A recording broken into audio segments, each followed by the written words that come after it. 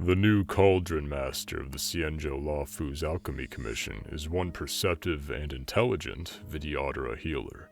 With a keen sense of smell, she diagnoses ailments and calms minds with aromatic therapy. Adept at navigating complex social relationships, she can remain impeccably composed even when turmoil rages within.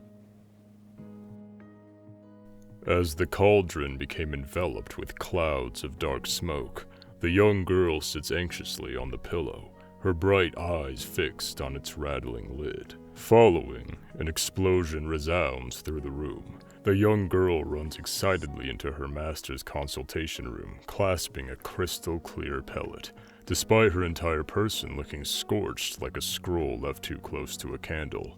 Master Yunhua, look! I did it! In the crowded consultation room, Cauldron Master Yunhua is currently treating patients. Seeing her master focused and concentrated, the young girl obediently hides behind her master and lowers her head to sniff at the scent of the medicinal pellet. This pulse, it's a tough one. The young girl overhears her master's suspicion and approaches the patient's side to take a sniff. Little Danju, your sense of smell is second to none. Can you tell me anything about this patient's condition? Yunhua calls the young girl forward and looks at her encouragingly. There's a faint smell of overripe fruits, likely a sign of spleen deficiency with excessive thirst. Quite right. That would match with the early symptoms. So, what medication would you recommend? The young girl raises the pellet in her hands and loudly proclaims, Half of a revitalization pellet. Take with water. After a long day of diagnosing and treating patients, the young girl runs after Yunhua and asks perplexedly, Master, why do you still insist on personally seeing patients? I see that the other high-level Alchemy Commission healers spend all their time either treating themselves or rubbing shoulders with wealthy merchants. Yunhua finishes organizing her medical records, kneels down, and rubs the young girl's head. Little Danju, have you heard something?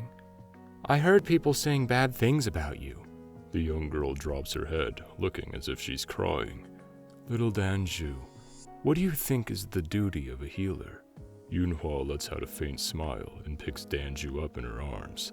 To study medicine with devotion, and to treat the sick and save the wounded.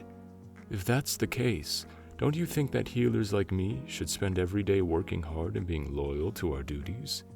Yes, Master. Even after seeing her master's warm smile, there is still a sliver of doubt that lingers within her heart. The years that she spent studying under Yunhua were the most fulfilling and joyous of her life. She would flitter through vials of strange herbs like a snake with a keen nose and research strange creatures from other planets. The origin of Mara, the true essence of the abominations of abundance, medicinal pellets that eased the onset of Mara. Each new research topic led her further into this fascination and caused her a lifelong obsession. Every day brought new progress and new joy. However, in the time that she had become immersed in fragrance and fantasy, the Alchemy Commission had silently grown unstable and treacherous. After dozens of days and nights of internal surveillance, the waves of war finally spread to immerse Cauldron Master Yunhua. With a single order, she was stripped of her role as Cauldron Master and made a commoner. Actually, she had smelt this strange scent coming. The whisperings of the preceptors, the aroma of unknown medicinal pellets around the Alchemy Commission, the nights her master had spent going to and from the shackling prison after receiving a mysterious message. But by the time she noticed how these things were all related, it was too late. She sought help from her superiors in the Alchemy Commission, but her usually kind-hearted seniors had grown envious of the previous Cauldron Master, and she received only cold responses and warnings. She made an official appeal, over and over, but received the same response every time. However, she just couldn't bring herself to believe that the Cauldron Master who had devoted herself wholeheartedly to the well-being of her patients would do anything unreasonable.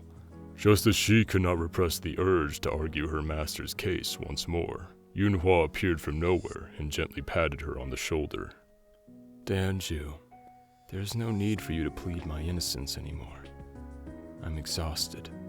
I don't mind leaving this place. She chased after her master, but before she could say another word, she caught a whiff of a strange scent. The scent of a conspiratorial plot. She quickly came to realize that perhaps leaving would be her best option. With the help of the preceptors, they left the Luofu together and headed for the Zhuming. The past flashed before her eyes. As they were immersed in a world of medicine and research, they were blithely unaware that a huge net woven by the hearts of men had already ensnared them. If you never learn how to face this world, your ideals will face only inevitable destruction. She vowed to herself never to let something like this happen again. Thanks to Yunhua's introduction, she was able to meet with the Zhuming High Elder, Arden's Regia, and enter the Piercing Gaze sect to study specialist medical treatments such as acupuncture, aromatherapy, and pyropathy. She fixed her previous pattern of turning a blind eye to the world around her and came to work alongside people of all walks of life harmoniously. As time passed, she realized that every type of person, every type of illness had their own unique scent. She had smelled the putrid stench of envy. While she studied at the Zhuming, she did not allow the mysterious disappearance of medicinal herbs and the subsequent misunderstandings and cold shoulders to crush her. She dispelled all doubts and mocking with incense that no seasoned alchemist could ever hope to match. She had smelled the fetid stench of conspiracy, hypocrisy. When working with biotechnology experts from other planets, she traced the thin veil of clues that revealed their schemes and thwarted their secret intentions to collude with the disciples of Sanctus Medicus. She had smelled the foul stench of covetous greed. When she served as a Zhuming military healer, she came to understand the huge benefits of medicines hidden in the barracks and investigated in secret to expose corrupt members in one fell swoop. The afflictions of humanity had nowhere to hide under her diagnosis. She was always able to formulate the perfect incense to dispel their scent.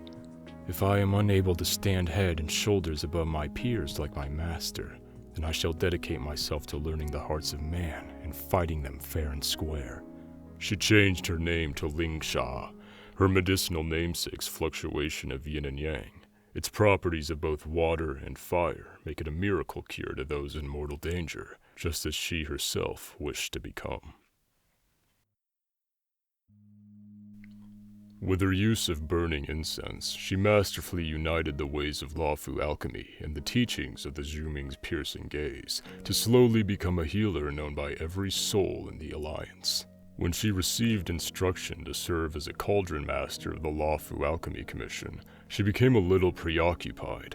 However, upon arriving at the Luofu, she was disappointed to realize that not only had the Alchemy Commission not improved since she left, the internal conflict had in fact worsened. The first issue is that people's interests are impure and nepotism is rife. Second, there is a lack of professional dedication and constant blame passing and squabbles. Third, an unjust rewards and punishment system has put people ill at ease. Fourth, research is dismissed as worthless and patient visits are neglected. Fifth, those with power take all. Those dedicated to improvement become discouraged, and malpractice has been rampant for a considerable time. As she greeted others with a smile, she spent any time socializing, secretly carving out an image in her heart of the problems she faced with each person. However, the problems within the Alchemy Commission were not created overnight, nor would they be solved as quickly. Be it the fake platitudes of the preceptors, the constant smoke and mirrors of the Alchemy Commission healers, or conflicts with other departments, her worries were endless. She would have to use huge quantities of incense in order to keep her mind steady. Don't get mad, don't be hasty. If I get sick, then who will replace me? She would smile through gritted teeth as she read through reports that made her despair and massaged her temples for comfort. The waves still sounded outside her window. As she watched the rising and falling of the ocean, she thought about how Yunhua must have spent her days like this back then. Master, continuing to practice and learn in the face of the burdens of human affairs is no simple matter. That young girl, whose face was blackened by the exploding elixir crucible, is now a grown woman. drowning in work and petty squabbles. First, overhaul the department's work habits. Then, strictly implement rewards and penalties. Of course, the most important part is figuring out everyone's tangled web of personal interests as soon as possible. Though she was originally here to admire the scenery, her mind had unknowingly drifted toward work, with stress and trouble naturally following. She hurriedly ignites the soothing incense she always carried with her. The world is so beautiful, yet I am so irritable. Best not to think of such miserable matters while on vacation.